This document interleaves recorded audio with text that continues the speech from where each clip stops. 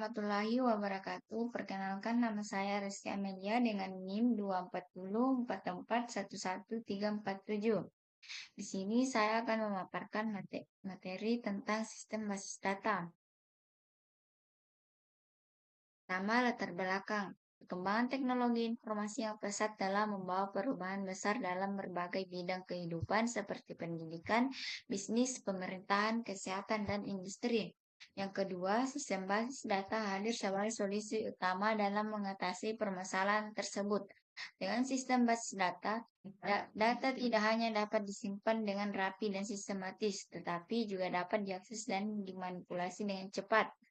Yang ketiga, kemampuan sistem basis data dalam menjamin keamanan, integritas, dan konsistensi data menjadikannya komponen vital dalam pengembangan sistem informasi modern.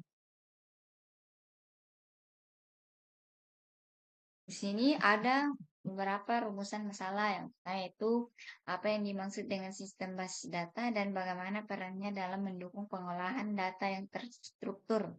Kedua, bagaimana proses perencanaan sistem basis data dilakukan agar memenuhi kebutuhan pengguna secara optimal.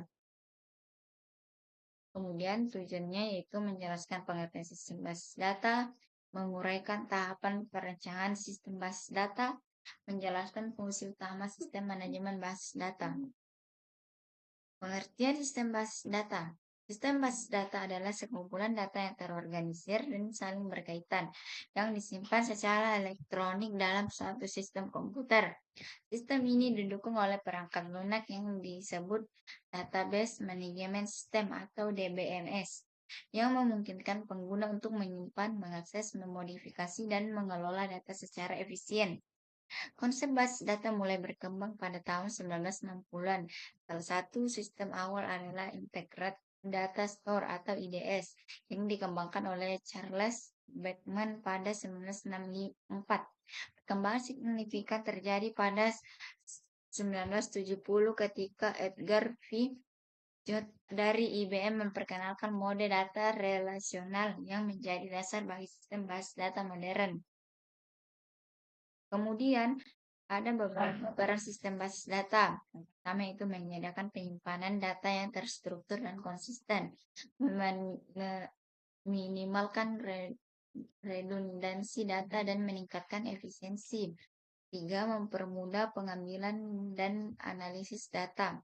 Keempat, menyediakan kontrol akses dan keamanan data. Contohnya, dalam sistem akademik, sistem basis data digunakan untuk mengelola sistem informasi mahasiswa, dosen, mata kuliah, dan nilai secara terpusat dan terintegritas. Kemudian perencanaan sistem basis data ada 4 yaitu analisis kebutuhan, perencanaan konseptual, normalisasi, perencanaan logis, dan fisik. Kemudian fungsi sistem manajemen basis data atau DBMS. Contohnya dalam sistem akademik, sistem basis data digunakan untuk mengelola informasi mahasiswa, dosen, mata kuliah, dan nilai secara terpusat dan terintegrasi. Penyimpanan data, menyimpan data dalam struktur yang dapat dikelola dan diakses dengan mudah. Kemudian, root operation memfasilitasi proses pembuatan atau create, pembacaan, read, pembaruan, update, dan penghapusan delete data. Ketiga, keamanan dan kontrol akses, mengatur siapa yang boleh mengakses atau mengubah data.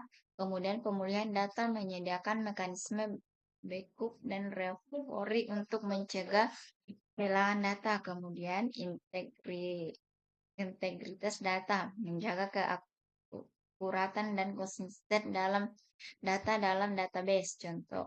Contoh DBMS yang banyak digunakan, MySQL, Postgres, Oracle, Microsoft Server.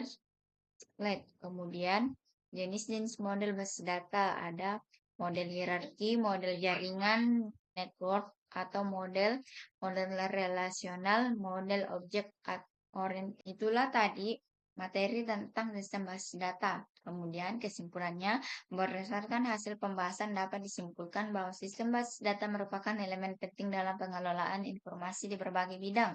Sistem ini menyediakan struktur penyimpanan data yang terorganisir, memfasilitasi proses akses dan manipulasi data, serta menjamin konsistensi dan keamanan informasi dengan tahapan perencanaan yang sistematis, mulai dari analisis kebutuhan hingga desain fisik. Sistem basis data dapat mendukung kinerja organisasi secara optimal. Sekian dari saya. Wassalamualaikum warahmatullahi wabarakatuh.